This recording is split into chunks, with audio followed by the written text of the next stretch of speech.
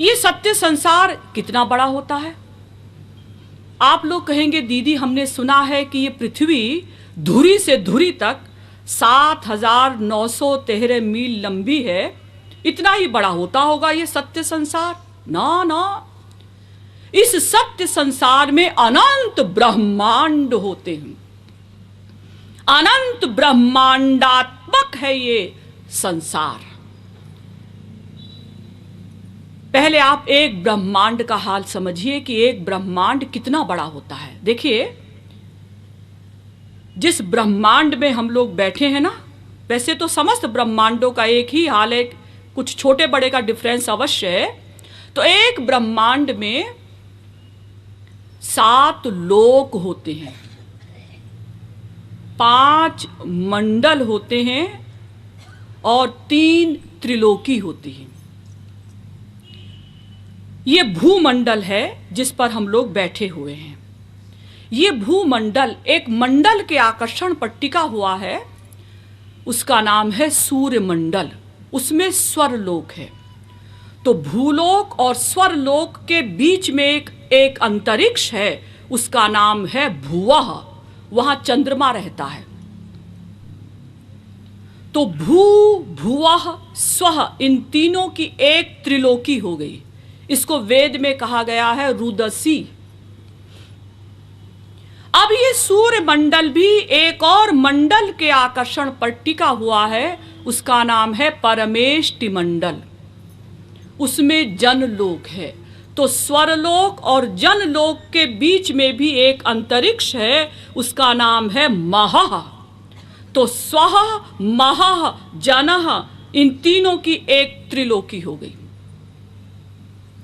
अब ये परमेष्टि मंडल भी एक और मंडल के आकर्षण से बद्ध है, टिका हुआ है, उसका नाम है स्वयंभू मंडल। उसमें सत्यलोक है। तो जनलोक और सत्यलोक के बीच में भी एक अंतरिक्ष है, उसका नाम है तपः। तो जनः तपः सत्य, इन तीनों की एक त्रिलोकी हो गई। तो देखिए, 7 लोक हो गए, भू भुवः स्वः महः जनः तपः सत्य, और 3 त्रिलोकी हो गई। भू भुवः स्वः एक त्रिलोकी, स्वः महः जनः दूसरी त्रिलोकी, जनः तपः सत्य तीसरी त्रिलोकी, और 5 मंडल हो गए। भूमंडल, चंद्रमंडल, सूर्यमंडल, परमेष्टि मंडल, स्वयंभू मंडल। इतना बड़ा होता है एक ब्रह्मांड। और ऐसे अनंत ब्रह्मांड होते हैं। देवी भागवत पुराण में वेदव्यास जी लिखते हैं, संख्या चेत रजसामस्ति न विश्वानाम कदाचन ब्रह्मा विष्णु शिवादीनाम तथा संख्या न विद्यते। पृथ्वी के धूल कणों को भले ही कोई गिन ले, ध्यान दीजिएगा, मिट्टी के जो कण है ना, मिट्टी के कण, ये पृथ्वी के धूल कणों को भले ही कोई गिन ले, जो कि इम्पॉसिबल है, लेकिन भले ही कोई गिन ले, लेकिन ब्रह्मांडों की गिनती नहीं हो सकती। असंख्य ब्रह्मांड हैं, और प्रत्येक ब्रह्मांड में एक ब्रह्मा जी, एक विष्णु जी, एक शंकर जी हैं। चूंकि अनलिमिटेड ब्रह्मांड हैं, इसलिए अनंत ब्रह्मा जी हैं, अनंत विष्णु जी हैं, अनंत शंकर जी हैं। जिस ब्रह्मांड में हम लोग बैठे हुए हैं, ये सबसे छोटा ब्रह्मांड है। हमारे वाले जो ब्रह्मा जी हैं ना, इनके 4 मुख माने जाते हैं।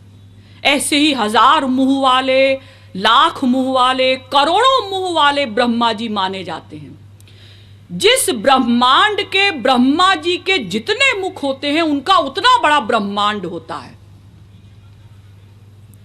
इसीलिए आप लोगों ने रामायण में भी पढ़ा होगा, जहां जहां भगवान राम ने अपना विराट स्वरूप दिखाया, भिन्न भिन्न प्रतिलोक विधाता भिन्न विष्णु शिव मनुदिशि त्राता। प्रत्येक ब्रह्मांड में एक ब्रह्मा जी, एक विष्णु जी, एक शंकर जी। चूंकि अनंत ब्रह्मांड हैं, इसलिए अनंत ब्रह्मा जी, अनंत विष्णु जी, अनंत शंकर जी होते हैं।